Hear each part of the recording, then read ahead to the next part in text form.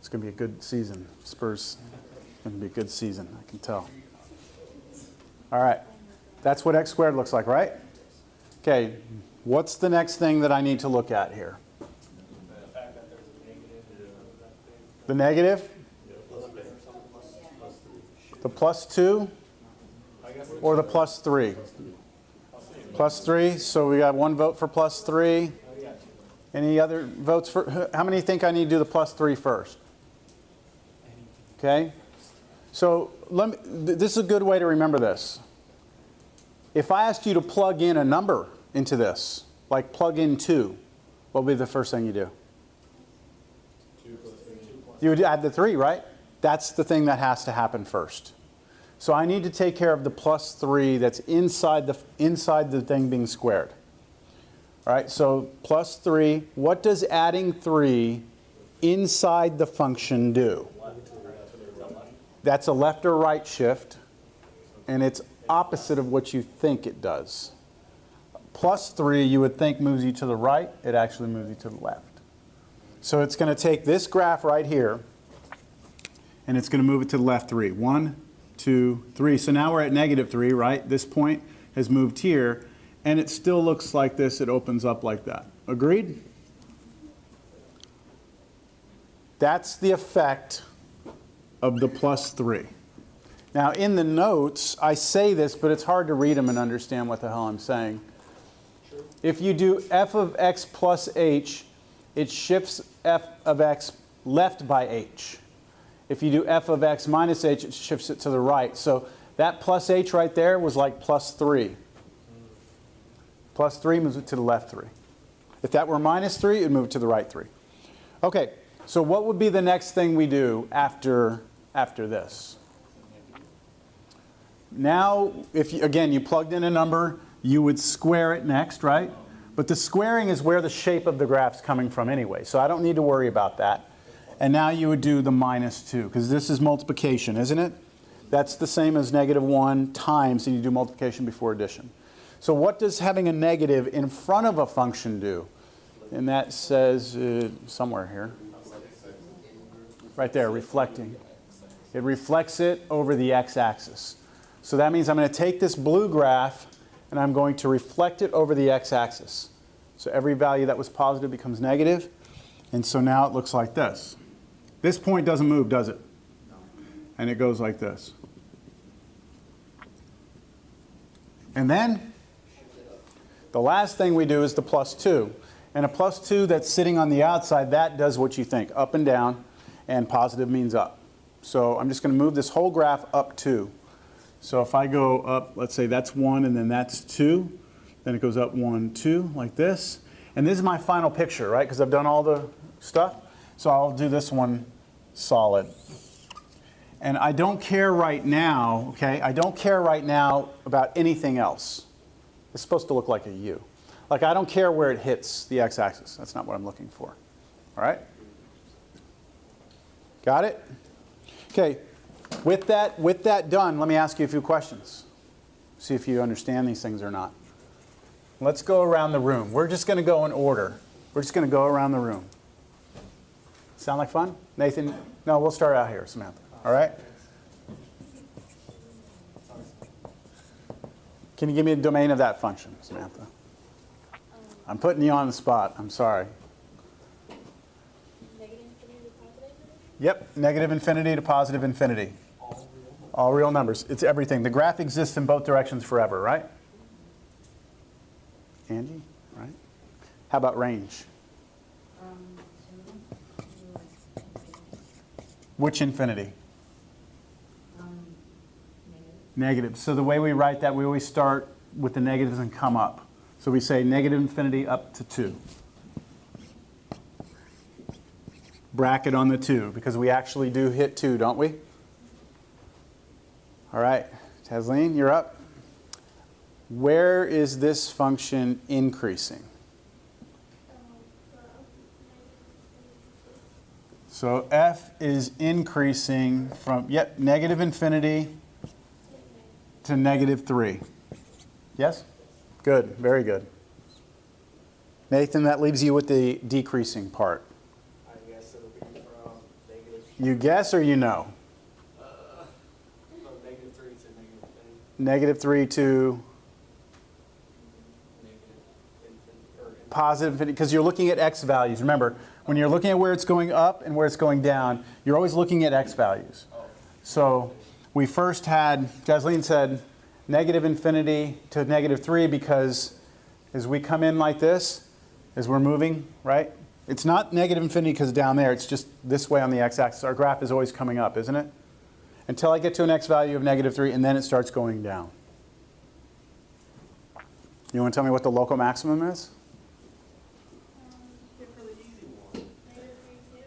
Okay, -3, 2, local max.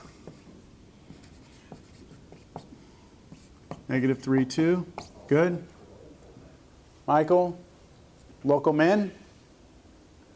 What do you think about local min, Michael? Do you think we have a local min? No.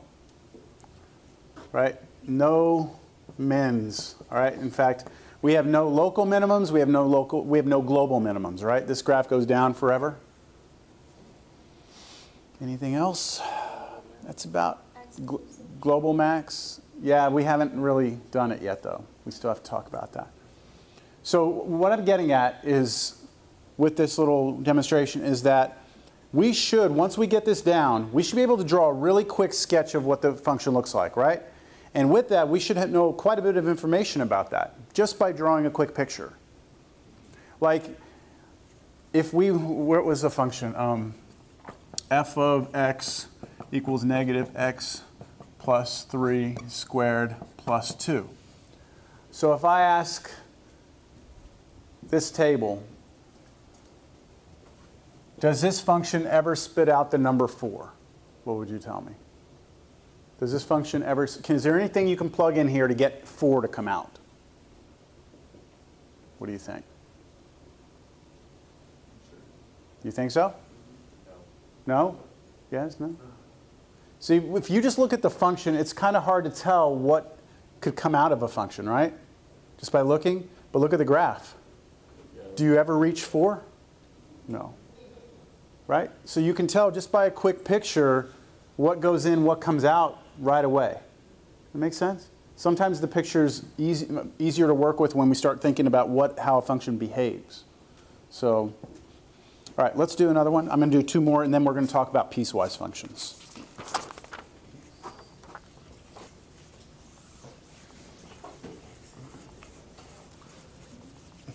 Y'all need to keep bringing your name things, because I still don't know all your names. Now that order of operation you gave, Yes. is that essential? Yes. Absolutely essential. You want to see how that could get screwed up? Yeah. Okay, so watch. Let's Because I just did the other one in my head. And it's look. worked out. Let's do that same one. Plus 2. Okay. Let's say I just decide to come here and do the plus 2 first. All right? Is that okay with you? Yeah. All right. So I'm going to do the plus 2 first. Don't copy this down because this is not right. Plus 2 first. I'm starting out with the parabola. Plus 2 first means move it up 2, right? So now I'm here. Now what do you want me to do next? Flip it over the x-axis. You want me to go over the x-axis? That means everything that was here comes down. So if this was positive 2, it's now what? Negative 2? Oh, okay.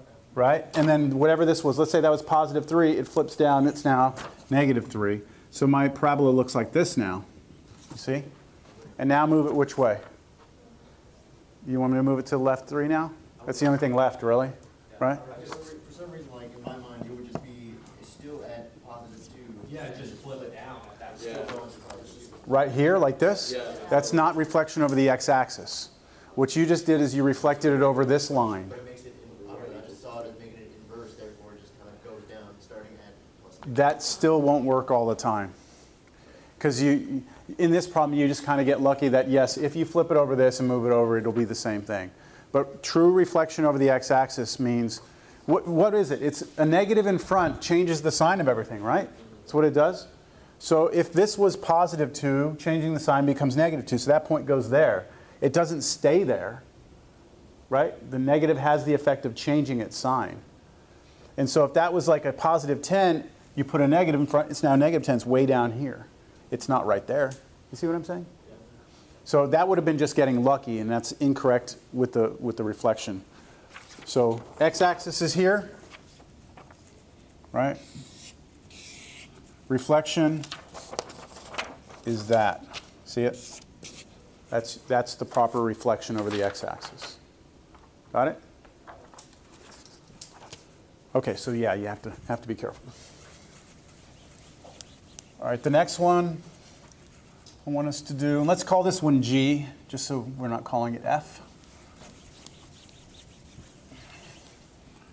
G of x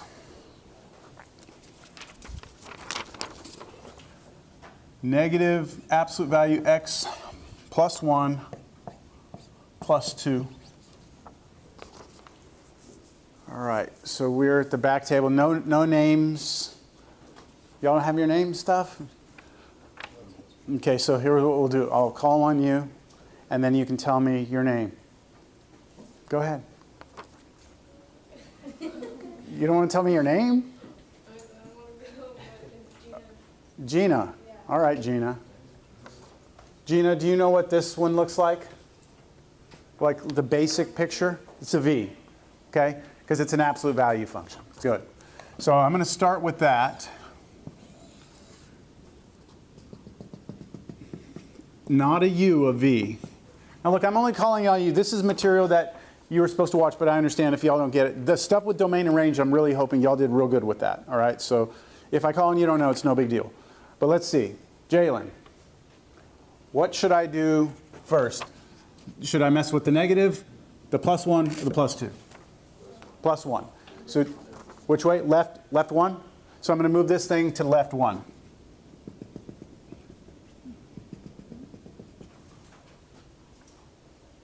Sure. What would you like, Kayla? We've done the plus 1. Do you want to do the minus or the plus 2? The minus. And what effect does that have? Reflected, x-axis. So this time, it does look like it just stays there. It flips over. Okay, so now it goes like this.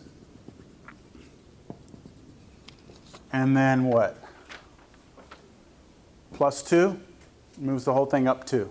That's pretty much the same exact thing that we just had a second ago, except we moved ours 3 over, didn't we, instead of 1? 1, let's say, hold on. 1, 2. Shit, I lost where I am. Up here. It goes like this. This good enough for you?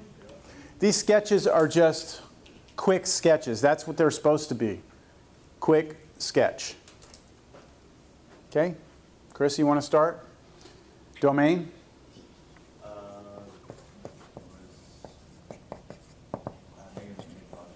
Okay, that one was too easy for you. So you want to do range? Sure, so we got negative infinity To 2, right? I'll label this up here, 2. This was negative 1. So negative infinity to 2, bracket or parenthesis? Bracket, because we actually get it. All right.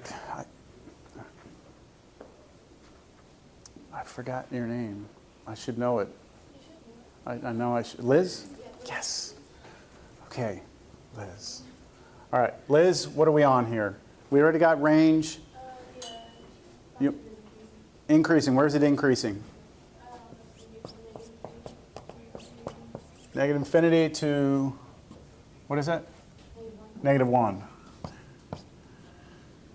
And I said always just put parentheses, right? On the increase, decrease. All right, what about where it's going down? Who's up? You want to give me that list also? Negative 1 to infinity. Local max?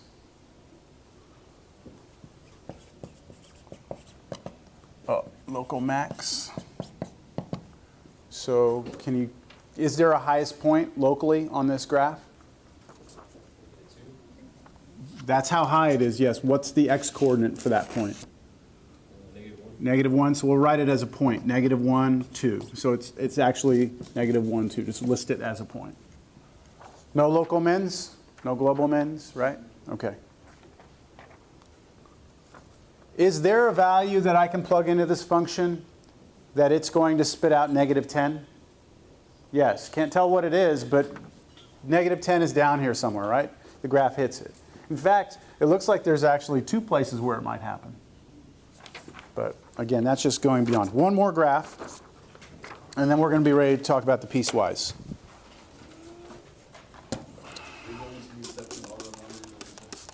Instead of negative infinity to infinity, that's fine with me. The question was, will I accept all real numbers instead of negative infinity to infinity? And the answer is yes. But just understand that if someone asks you for the answer in interval notation, all real numbers is not interval notation. I wouldn't take off, but you're doing a pre-cal class. You're like, my instructor told me that I could use all real numbers. Well, I'm telling you, just be careful with that later down the road. Okay, next one and last one. We'll call it h of x. And let's make it negative root x minus 1. You try and do this one. A real quick sketch of it. The minus 1 is outside the radical. It is not underneath with the x. So it is not this. Those are 2 different things. It's not this. It's this. All right?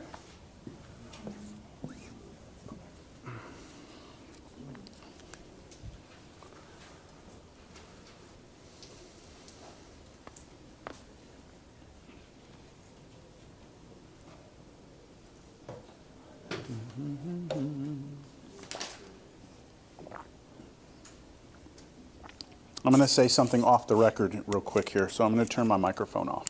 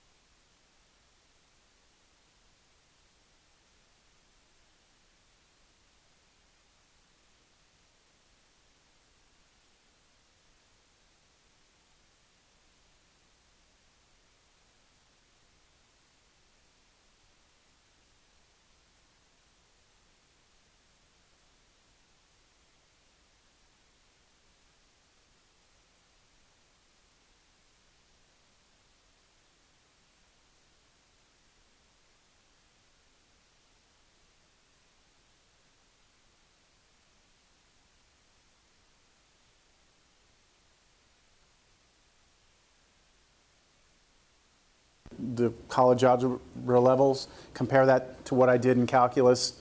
Just look at my notes, compare the two. Like, I was so much more organized by the time I was in Cal 1. And then I look at that compared to like my junior, senior level math work, and it's like my calculus work is pathetic. It's just, you know, and then I look at my graduate work compared to the stuff I did at the end of my senior year, and I'm like, man, how could I get by? I was so lazy. You know, it's like you realize that the bar keeps getting higher for yourself. So as long as you keep on upping that bar for yourself as you move through these courses, you'll be okay. All right? All right, so we're done here. Now, what is a piecewise function? Piecewise function is a function, just like every other function we've looked at, except that it's not just one function, it's a combination of several functions. So imagine that you have a function. Let's think about this before we actually do it. Most electricity bills. Anybody here pay for their own power? Okay, or water? Okay, most power or water bills work a certain way. And I'm going to try and make it simple so that this makes sense. Let's just say that, and we'll use water, okay? Because water is easier to measure. Water. So you get a water bill, right? Let's say that if you use between 0 and 200 gallons a month, okay? A month. 0 to 200 gallons, you get charged, and again, I'm making these numbers up, all right? So this is going to make a whole lot of sense. Let's say it's $2 per gallon. That's way outrageous, all right? But, got it? So if you use between 0 and 200 gallons, you're going to pay $2 per gallon for that month. But if you're one of these heavier water users, and you use between 200 and, let's say, 500 gallons, it's going to be $3 per gallon over 200 gallons. I should put 201 here. Okay, so look, what happens is you use the first 200 gallons you pay $2 for per gallon. But as soon as you go past the 200 mark, you've already paid for those 200 gallons, right? And now you're paying extra for each gallon. You're paying $1 more per gallon for everything over 200, right? Until you get to 500. And then at that point, there's another tier, right? So now you're getting into the people who like use their sprinkler systems and they run them all night long or whatever, you know. So you got this other tier that goes from 501 out to, let's say, 3,000 gallons. And now they're charging you like $7 a gallon for anything over 500. Understand? If I were to try and graph the cost of, like, put on a graph the cost you're going to pay per month, and over here the number of gallons, what's that graph going to look like? So let's take a look at it, all right? Everyone got this information kind of down? Yes? Okay. What if I use, and try and graph right now, gallons and cost. And this is for my monthly gallon or water usage. If I use 0 gallons, how much am I going to pay? 0. If I use 1 gallon, how much am I going to pay? $2. If I use 100 gallons, how much am I going to pay? 200. It was $2 per gallon until I got to what? 200. So if I go to 200, it's actually going to be, what, at 200 it would be 400? So these scales aren't going to be the same. All right, I'm going to say that's $400. $400, right? Would you agree that it would look like a line? Because the slope is 1. I mean, sorry, the slope is 2. That's the cost. All right, now, how much for 201 gallons?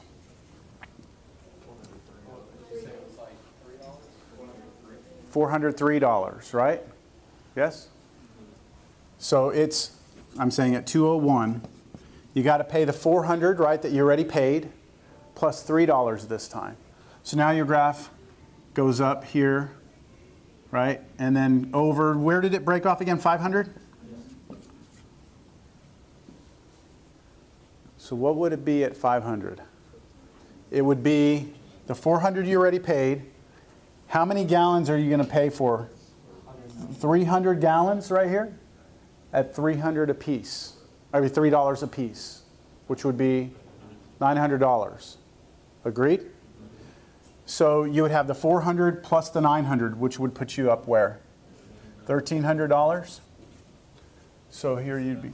And see, what happens is now your graph looks like this. You see? It's still a line because this, between here and here, the slope is what? It's 3 now, right? It was 2, now it's 3. And now when you go out to this tier, what happens? That last tier I had? It's 7. Your slope is now 7. So it's a line that looks like this. Understand? What you have here are 3 different lines, don't you? Your cost function, if we look at this as like a cost function, the cost of using this many gallons, instead of using f of x, I'm using cost gallons. This cost function is actually made up of 3 different functions, isn't it? 3 lines, first line, second line, third line. That's what a piecewise function is.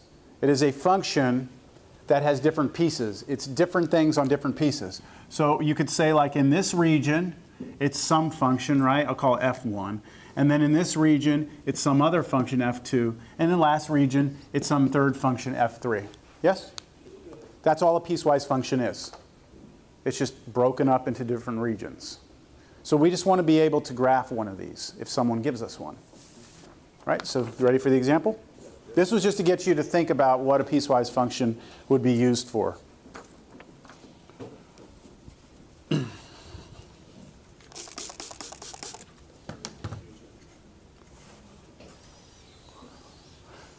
know, old cell phone bills used to be like that.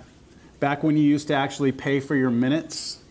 You know, like it was, they used to tier your minutes out a lot like that.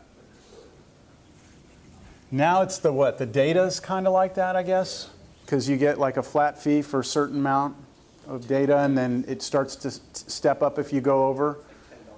It depends on, I guess, your carrier, but that would be a piecewise function. So here's the piecewise function we want to sketch.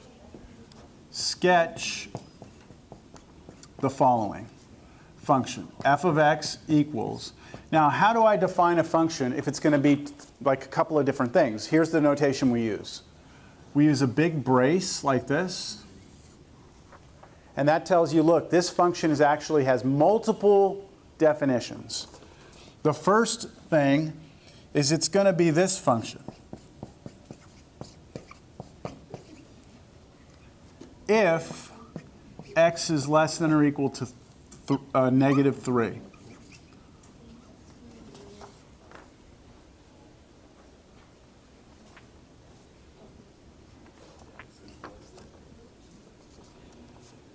It's going to be this.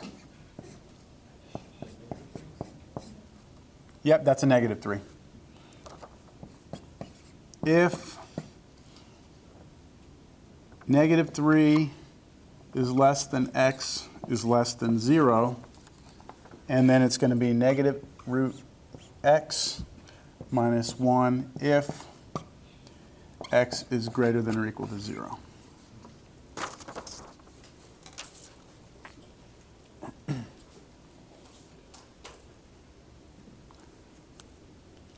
Now, Liz, I'm going to call you out because you got your laptop open there. I'm sure that that's not math, right?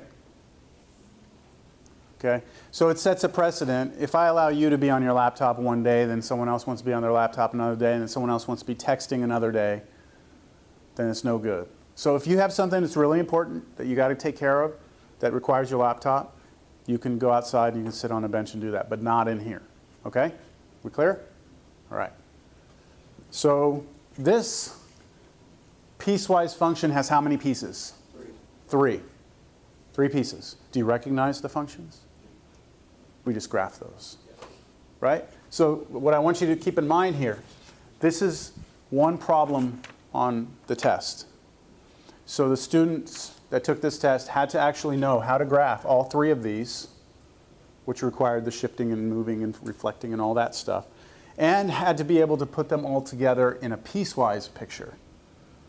So we want to graph these three functions, but not the whole graph. We just want this graph when we are to the left, less than, right? When x is less than or equal to -3. So think about, you have an x-axis, here's -3, and then the next important point is 0. And so I want you just to imagine that what we're doing is we're taking the entire Cartesian plane, which is this flat sheet of paper, and we're breaking it in to three separate regions, right? We've got this left region, the middle region, and a right region. The reason I have three regions is because there was three functions. A piecewise function can have 2 pieces, 3 pieces, 4 pieces, 10 pieces, a million pieces. It doesn't matter. 3 is the most I'll throw at you here. All right? So what we do is we draw this picture, but just in the first region. All right? Just in the first region. And then we draw this picture in this region, and we draw this picture over here. Get it? So how are you going to do that? Why did you determine that 0 was the next? Because right here, it says if x is between -3 and 0, right? And then it says if x is bigger than or equal to 0. Yep. So here's my recommendation for you. Since these 2 points are actually important points, right? Why don't we just figure out what the function's value is at those points? So let's figure out what is f of -3. Let's take a look at how we would do this. F of -3. Well, I need to figure out which piece I'm on. Am I in the top piece, the middle piece, or the bottom piece? Top. Why? Because -3, if that's my x, -3 is less than or equal to -3, because it's equal, right? So because I'm plugging in -3, I'm going to be using this piece, and that means plug -3 into this. What would you get if you plug -3 into this? So here you get 0, it's all gone, and that's just 2. So I can actually come over here at -3, and I can go up, let's say 1, let's say 2. I can put a dot right here. I know for sure that point exists on my graph, right? Okay, now f of 0. Let's try that. F of 0, I'll put it up here. So am I in the top, the middle, or the bottom? Bottom. Because if x is 0, 0 is greater than or equal to 0, isn't it? But 0 is not less than 0. So it doesn't fit into that. Do y'all see that? Doesn't fit into the middle one. 0 is not less than 0, but 0 is greater than or equal to 0. So I plug 0 in here, what do you get? -1.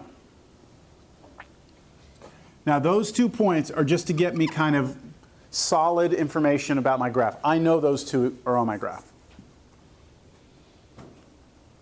Now what I'm going to do is I'm going to draw this one. And so what I do is I say, okay, that's a parabola, right? And it moves, let's see, first thing is what? Left, 3, 1, 2, 3, then flipped it over the x-axis, and then up 2. So this was actually that point at the top, wasn't it? And I would draw it like this, except that what? I'm only going to draw the left side of it. Because on the right side, I'm a different function. What determined it goes to the left and not? Because this picture, look, I'll call this A, B, and C. They're 3 pictures, right? Because I'm only A if I'm less than or equal to -3, right? So this region's going to have the graph of A in it, this region's going to have the graph of B in it, and this region's going to have the graph of C in it. Okay? All right, let's graph B now. Jordan, you got a question? I'm still just trying to understand the whole going left down thing. This part? Yes. Okay, look in your notes. We did this problem just a second ago. We did actually these 3 problems. Yes, sir. So we had graphed this. All I'm doing is doing that same thing, moving it over, reflecting it, moving it up. But the reason I don't draw this side of it is because the stuff in here between -3 and 0 is reserved for a different function, not this one. This one is only drawn to the left of -3. So I just cut it off. Okay. So let's do B. B looked like our V, right? That was a V. I moved it to the right. What? Left. Did I say right? Yeah. Left one. Sorry. So left one, and then reflected, and then up two. So it was up here, right? And it went like a V. This. So would you agree it goes like this and goes down like that? I'm going to kind of stop here for a second.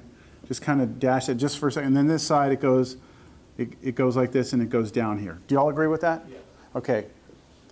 We're going to run into some issues here because I actually need to know, like, where does it go over here, right? Where does it go?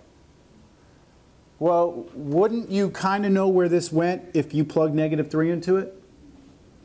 Now, you're not supposed to because -3 is only supposed to go into this one, right? But let's just cheat a little bit. If we actually plug -3 into this, what would you get? So plug -3 right here. -2, absolute value of -2? 2. -2, and then you get 0, wouldn't you? So if you were allowed to kind of cheat and plug in -3 in, it would want to go actually here, right? I went a little too low. It would want to go to 0. So what I'm going to do is this. That's why I'm writing in pencil.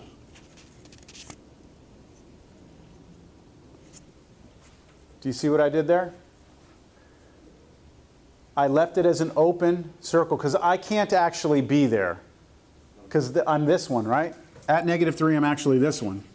But if I cheat and I say, what's the left side of this thing doing, then I know it goes to here. Following? Yeah. I have to do the same thing over here. I got to figure out where this goes. Plug 0 into it.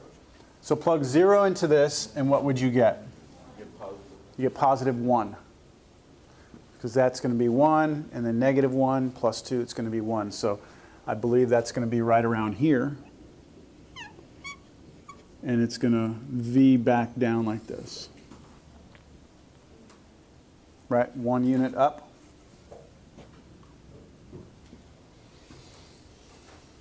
And what about C? What about this last region over here? Graph this. Can you cheat off of the one we just got? Or would you use 0? No, I have to actually do my moving of this thing around. That was that thing, right?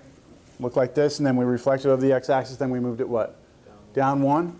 So wouldn't that have done, when you go back and look at your notes, it would have started like this, would have reflected over, then it would have down 1, and it would be this, wouldn't it?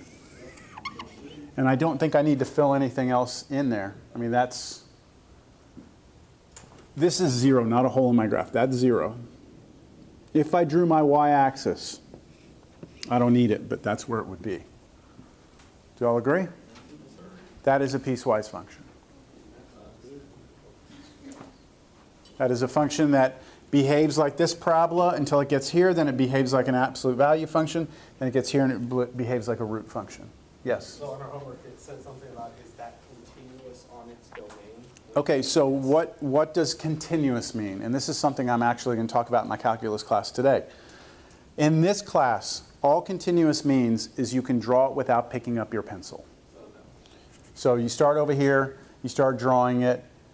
In order to keep drawing, I have to pick my pencil up. It's not continuous. Anywhere where you can draw it without picking up your pencil is considered to be a continuous part of the graph. So this is a continuous part, but as soon as I get here, boom, that breaks, and that means I have what's called a discontinuity. And then this is continuous, and then here I have another break, that's a discontinuity, and then it continues. So if the answer was yes, if the question was yes or no, then the answer here would be no, it's not. Because the actual Yes. domain of that function, though, would be, isn't it all real numbers? The domain would be all real numbers, yes. Okay. Domain of this is all real numbers? Yes. Because the graph exists to the left forever. And as you come this way and you're looking up and down, you always have graph. You don't have any holes missing. There's jumps, but if I look right here, I don't have anything here, but I have something here. So the domain is everything. The range would go from -infinity up to 2. I'd have some local maxes. That's getting beyond, I'm not going to ask you for that on a piecewise. So we do not have enough information, I think, for the test, but I have a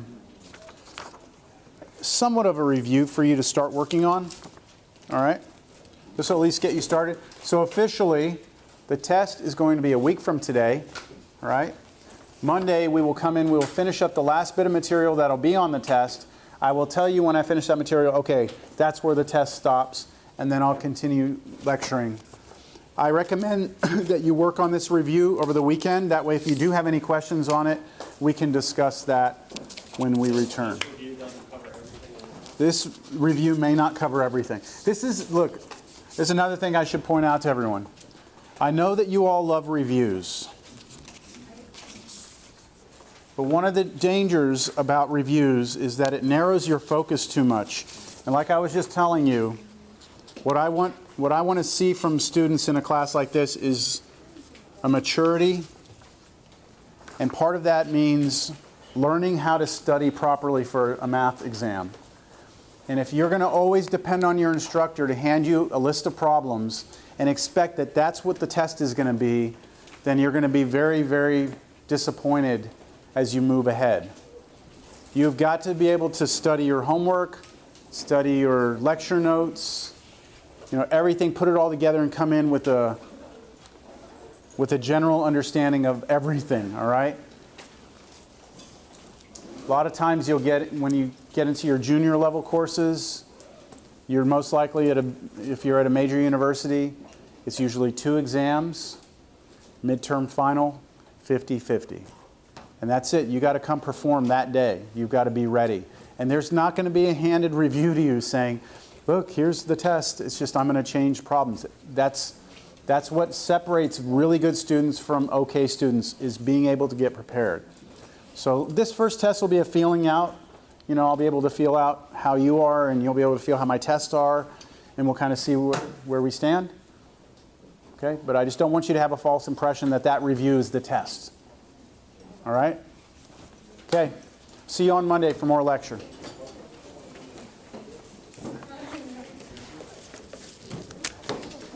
Yep. For this is what you got, where I got a little confused at the beginning for 2 and for -1. Did you plug in -3 to this Yes. equation? And then you just use this one for 0, but you could Yes. use any number. Well, because this was defined, right? It was equal here and equal here. I said, all right, well, there's two numbers I know my function exists at, -3 and 0. So if I plug -3 in, I've got to use this function, and I was able to actually get a point on my graph. I don't want to use something else though. Like, I don't want to say like, oh, let me try 2, because yes, you could plot that point, like you could plug it in and get a point, but then just plot 100 of them, and that takes too much time. Am I being clear? Okay. So I wanted to ask if there was any extra credit that I